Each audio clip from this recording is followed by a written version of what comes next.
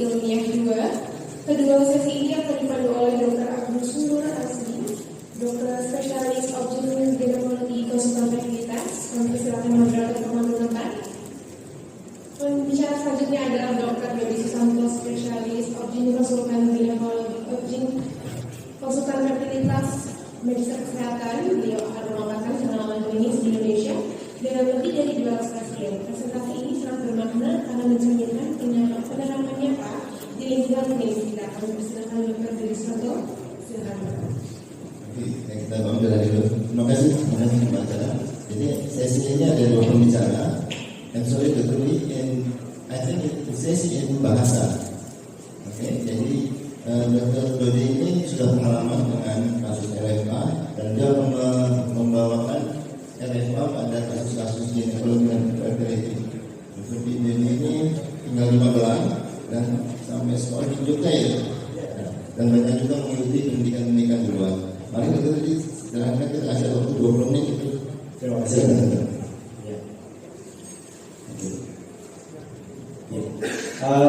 Selamat siang, salam sejahtera untuk kita semua.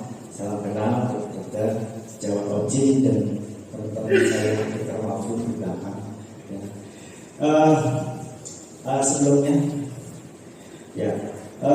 saya di tulisan ada lebih dari 200 kasus gitu ya. Tapi saya bukan dulunya dengan radiofrekuensi ablation dalam kasus ginekologi dan infertility. Itulah saya juga di FAIR, jadi melakukan bayi tabung, jadi menemukan banyak hal bahwa RFA ini sangat-sangat membantu saya dalam pekerjaan. Baik, next. Kalau tadi saya tidak akan mengulang dari teknik dan segala macam, ini ada tutorial sharing ya, jadi juga saya ini betul-betul hanya to give inspiration. Kalau bahasa Jawanya ya manas-manasi gitu ya, teman-teman Jakarta ini coba segera melakukan RFA. Baik, slide. Baik, objektif saya kira nanti akan kita lalui saja. Baik, jadi ini dilema ketika saya melakukan RFA. Kasus kompleks ada myoma uteri, multiple myome ya, ada tipe 3, kemudian yang 4 besar itu bagaimana kalau kemudian ada meiosis, kemudian ada perdarahan terus berulang juga. Keterbatasan pendekatan konvensional ini pasien takut operasi, banyak di sana ya. Riwayat operasi sebelumnya sudah berkali-kali, kok ini baru saja operasi kok tak tunggu lagi, kita harus bagaimana? Takut angkat rahim, kemudian risiko perdarahan dan adesi pasca tindakan itu kita selalu pikirkan. Kemudian terutama pasien-pasien kami ini adalah kebutuhan untuk mempertahankan potensi reproduksi. Jadi sudah dokter ceritakan bagaimana myoma dengan infertility dan untuk pregnancy. Kemudian juga berisiko merugikan potensi fertilitas di masa depan. Itu yang dilema yang kita dapatkan sebelum ada RFA. Ini contoh kasus yang umum ya. Ada myoma 3, kemudian dekat dengan endometrium. Yang myoma 1 ini tipe 4, kemudian 2 dan 3 ini tipe 3. Belum ada lagi adenomyosis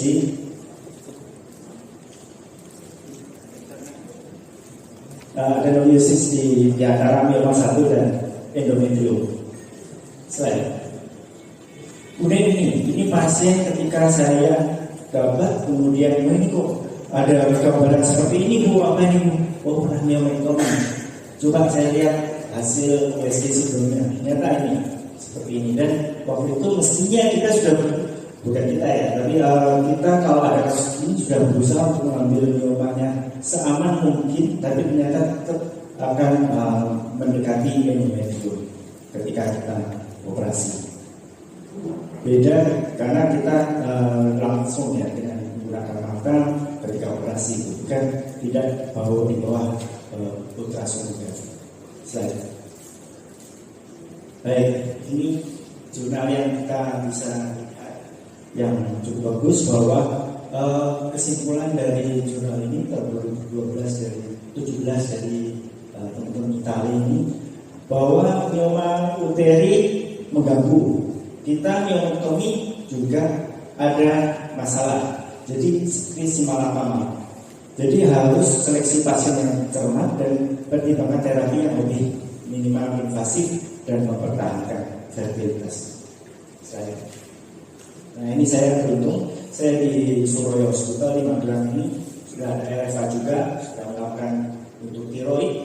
Nah dokter hari ini yang langsung ini dok, ini di sini ada selain tiroid bisa untuk mioma. Jadi kita mulai saat itu 2021 itu kita mulai memperdalam. Kemudian slide.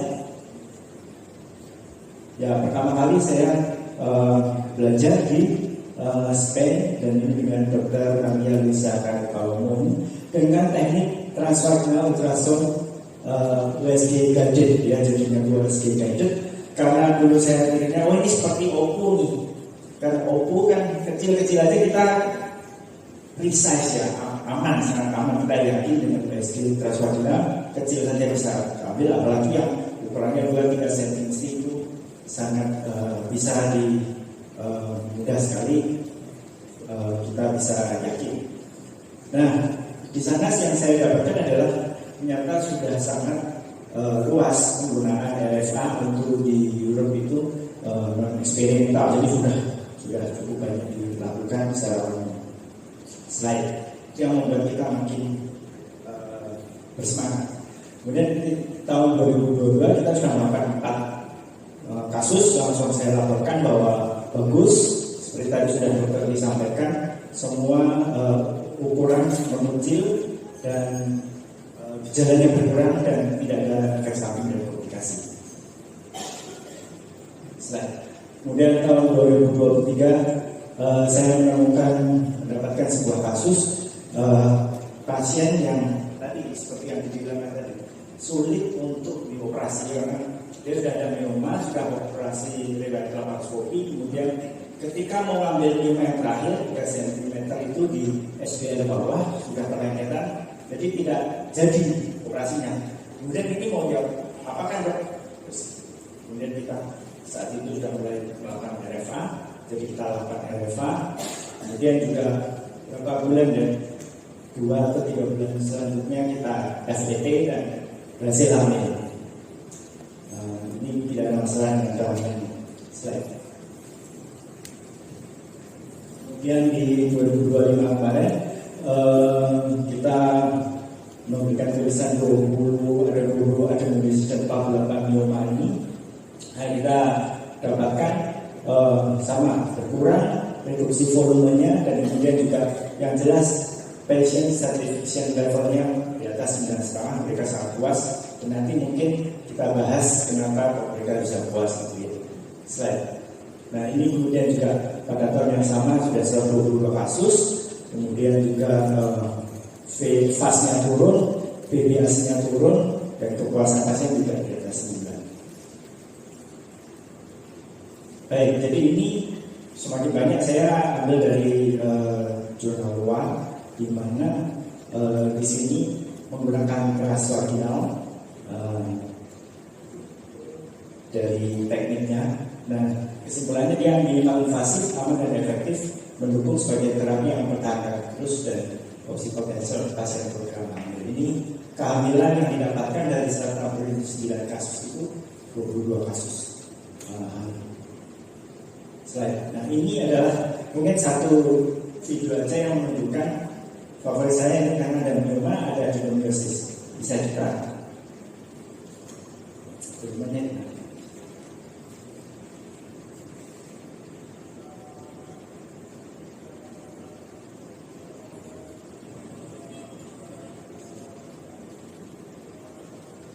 Itu kita melihat kita jelas sekali sebuah mioma, kemudian kita ablasi. Saya percepat. Ya, nah itu mulai terablasi. Nanti kita bisa membedakan antara ablasi mioma dengan ablasi adenomyosis. Jadi gambaran awan putih yang terbentuknya. Oke, nah itu kita lihat struktur dari miomanya.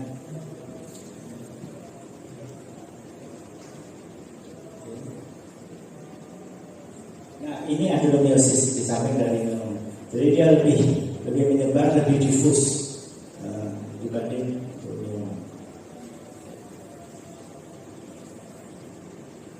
Baik, slide selanjutnya.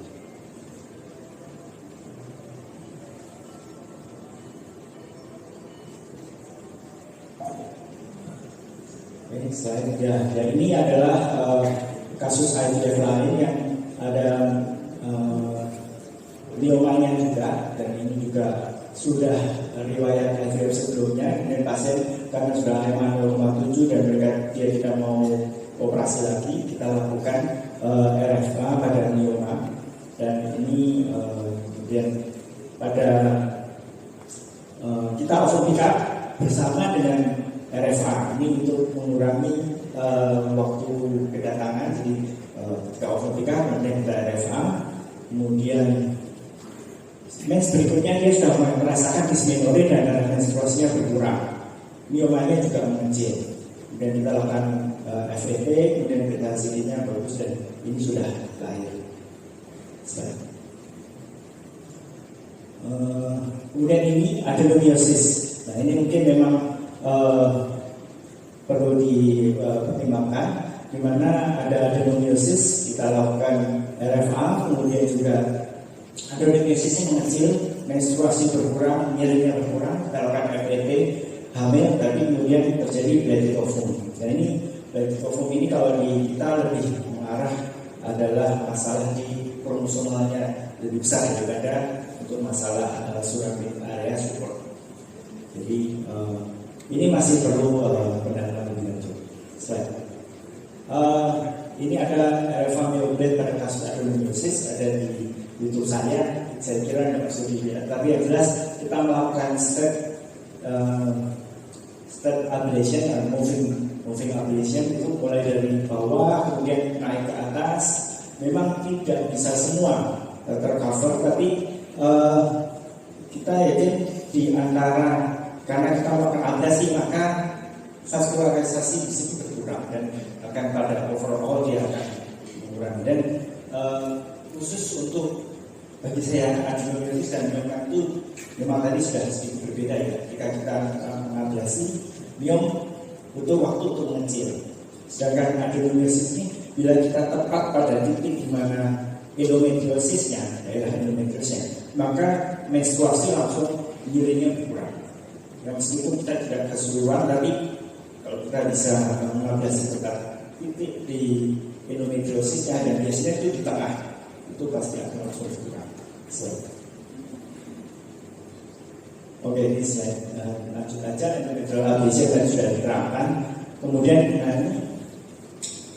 langsung ya, saya kira ini kita sudah pada akhir bahwa ini minimal invasif, ablasi terarah. Ablasi terarah ini memang saya merasakan karena dengan menggunakan USG maka kita bisa persis mau marginnya berapa, kemudian yang amannya di mana, titik mana yang kita bisa tembak. Kemudian ini menjaga jaringan sehat, resiko adhesi minimal.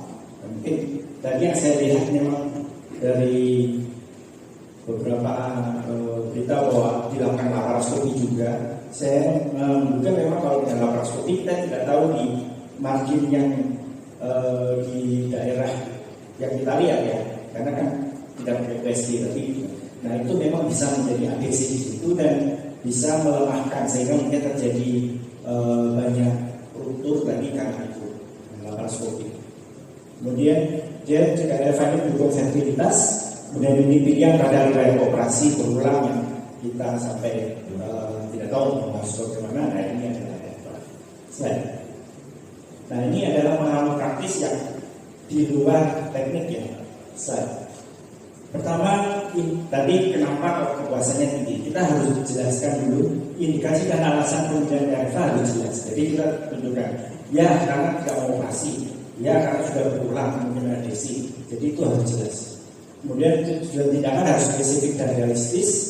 Kita mau mereduksi, ya, bukan sampai terus menjanjikan kehamilan itu ya, mereduksi kontrol pendarahan atau optimasi kondisi biologis dari overpromise ya. Bukan untuk menghilangkan total, karena kadang-kadang masih terjadi pendarahan ya, Karena kita tidak mungkin mengablasi endometrium ketika pasien masih hamil, jadi perdarahan bisa saja terjadi menunggu miomnya mengecil. Kemudian info konsen yang komprehensif ini harus jelas supaya nanti kita bisa bahwa tujuannya apa, indikasinya apa tadi slide. Nah ini aspek teknisnya ini adalah kualitas visualisasi USG harus resolusinya cukup, jadi karena itu adalah pengganti mata kita. Jadi ini yang akan menjadi kunci akurasinya menjadi penting. Jadi tak jadi penting. Kemudian optimalisasi kondisi anatomi, pengisian fisika vaginalia dan rektum. Kalau tadi dokter 150 cc, di kita bisa 300 ml for the physical vaginalia and rectum. Kemudian pembentukan tim ini karena kita tidak kerja sendiri, jadi ada butuh nurse, butuh technician untuk maintenance semua. Kemudian kontrol gerakan pasien kayak ini. Kemudian saya biasanya kalau tadi ada Tifa, kadang-kadang dia nafas, jadi goyang-goyang kayak mau tusuk itu ya, dan itu sangat membahayakan. Dan ada kita punya solusi untuk melakukan spinal. Jadi spinal ini pasti masih sadar, bahkan dia bisa melihat musuhnya yang selama ini membuat sakit, dan perdarahan itu kita matikan. Itu sangat membuat pasien itu merasa lega, dan itu juga dia bisa, aduh bu jangan nafas dulu setengah menit gitu ya. Nah itu kita tusuk pas baru kita ablasi. Nah ini ya penting bahwa tadi kita lihat ada asisten di sana dan kita melakukan.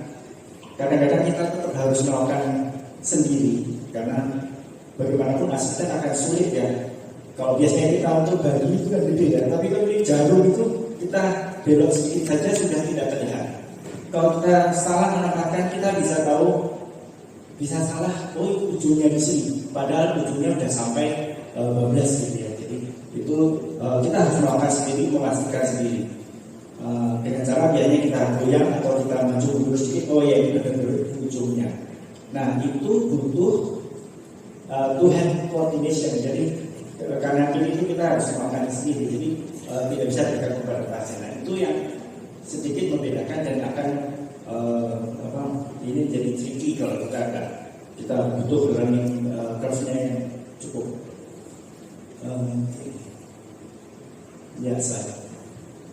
Ya, RFA rekomendasinya adalah terapi cepat, akurat dan minimal invasif tanpa operasi, mengecilkan ukuran mioma dan yang signifikan berarti jalan efektif untuk dari hari disminori dan perdarahan berlebih, mengoptimalkan kondisi uterus sebelum program kehamilan dan menjadi solusi bagi pasien yang riwayat operasi lalu atau yang mengalami pembedahan.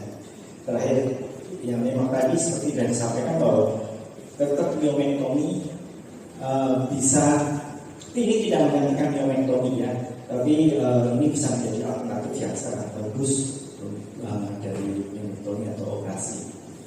Sekian, terima kasih.